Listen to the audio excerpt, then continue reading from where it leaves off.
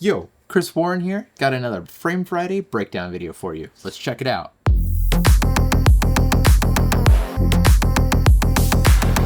Hey guys, welcome back to my channel. If you're new here, my name is Chris Warren, and I'm a Los Angeles-based director of photography specializing in narratives, commercials, and music videos.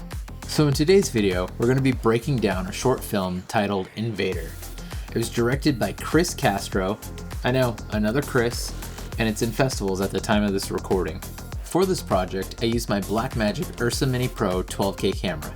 However, it was modified to give me a full frame field of view on a 16:9 sensor. How did I achieve that? By using a speed booster. More on that in another video. I shot in 8K, 17:9 using Q5 compression. So for this project, I kept it at 24 frames flat using a 180-degree shutter. And also, since we were going into this project knowing that we were shooting black and white, I kept the white balance at 5500 Kelvin. The ISO bounced between 800 and 1250 for this project, depending on the scene. And we framed it 1:3:3 or 4:3. For our monitoring light, it was a custom black and white film stock, which I found in Dehancer, and modified it to taste. Real quick, I'm a fan of Dehancer, and if you'd like to save 10%, use my promo code CWDP10 for 10% off.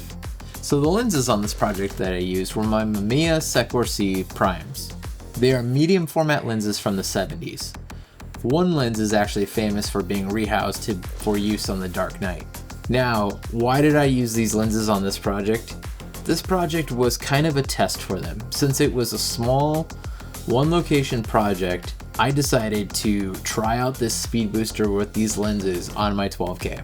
Overall, I'm super happy with the results. So the adapter I used was from Luca Adapters. Basically, it's a speed booster that gives me a full frame field of view on my 12K camera. Real quick, a cool side note.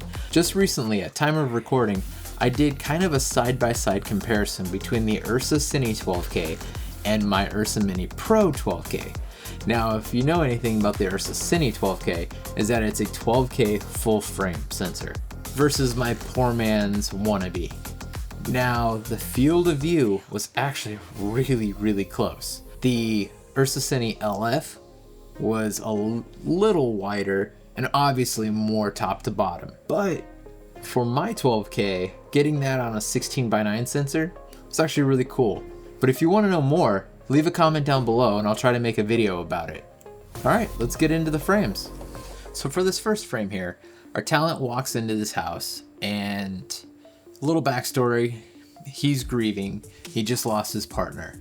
What was kind of neat about this is that in pre-production, I chatted with director Chris Castro, and Chris was a huge fan of older films. Older films had a lot of unmotivated lighting. I got to play with that a little bit since I'm in this location with white walls everywhere. How are you supposed to shoot a low/no budget project with white walls everywhere in black and white at night?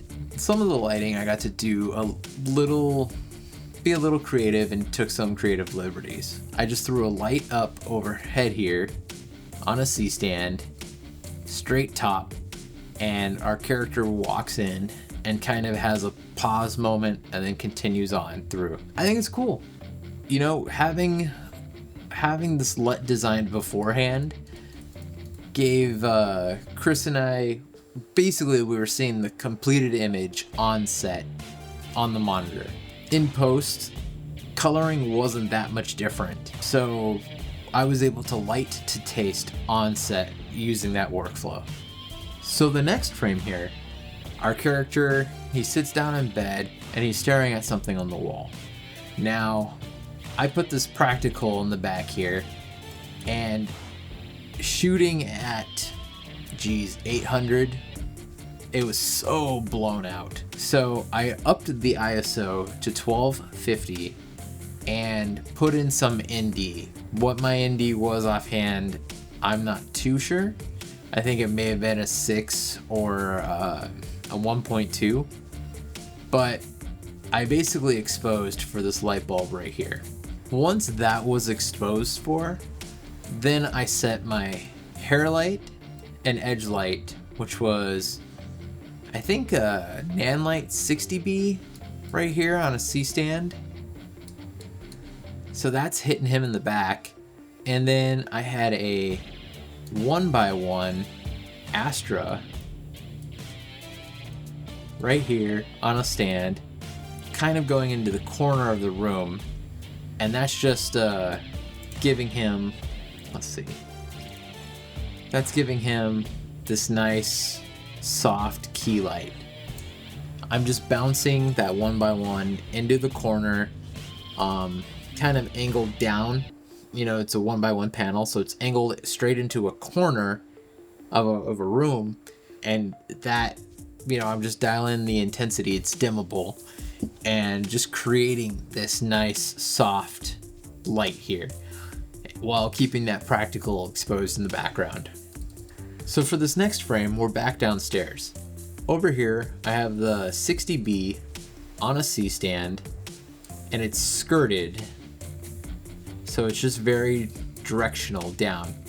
And I didn't mind a little spill on the white wall over here, just to give some depth to the image.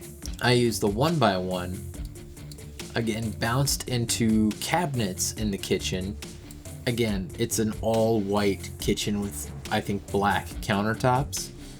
So I'm just kind of angling the light, bouncing it into corners, or maybe bouncing it into the ceiling. I don't exactly remember, but just trying to create this nice soft side light in this space where the lights are supposed to be off.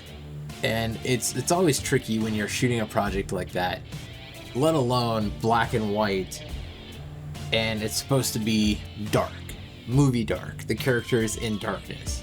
How do you achieve that when there's no color? You're not doing moonlight. So again, I have to have some creative liberties here. But overall, I think this frame came out pretty cool. Now for this frame, again, I have the 1x1 kind of coming in here, giving him this soft edge right here. And then I took that 60B in the back and kind of aimed it straight behind him since the camera was low, and that's giving him this edge light right here. You can see a little spill on the ceiling right here. The title of this film is INVADER, kind of on the nose of what happens. Our lead character, when he's downstairs, he hears a noise, you know, swings a bat around, knocks someone down. This is him approaching that body. So the camera's low to the ground, try to keep that soft right over here, and then that backlight. Again, it's supposed to be dark. How do you create some contrast and some interest? Not my favorite with this actual practical off here in frame, but you know, each project is a learning experience. So I got to try and do something different here. All right, so this is the last frame that I'll be sharing with you guys today. What's really cool about this is at the end of the film, director Chris Castro wanted this overexposed moment. So I had to bring out my Amaran 200D, put it really close to camera. It was practically right behind me.